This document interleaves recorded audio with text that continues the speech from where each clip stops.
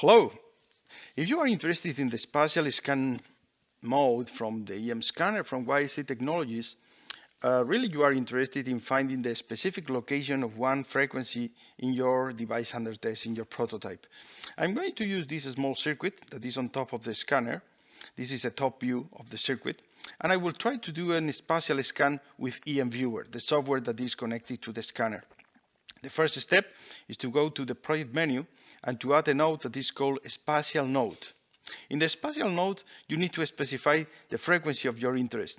Consider, for example, that we are interested in 11.06 megahertz. Why? Because this is the first harmonic of the clock we have in this microcontroller. I will be using a resolution bandwidth of 120 kilohertz, and I need to select what cells in my surface will be activated. Now let's select none, and if you see where the product is located on top of the scanner, you will be able to activate exactly the cells that are of interest for your scan. It's not necessary to activate all the cells of the scanner, so in this way the scanning process is faster. When you have finished this operation, you accept, and then you are ready to run the test.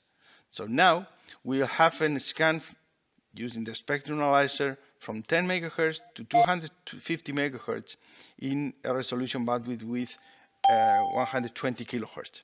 This is the result. You can make a zoom, and you will be able to see that in the scanning process, we have identified this area that is in red color, where a specific activity at 11.06 MHz is located. Look at this. When I move the mouse around the scanner, all the frequency values are 11.06 MHz. This is fully different to the spectral spatial scan mode, when we are scanning every of the cells in some specific frequency range. We can change the scale in the colors, so we can easily find where we have specific loops of activity at that frequency, and we can see the result in 3D. So we can rotate to identify in the product the specific area of the activity. In our example, you can see that the 11.06 MHz activity is basically located in this area.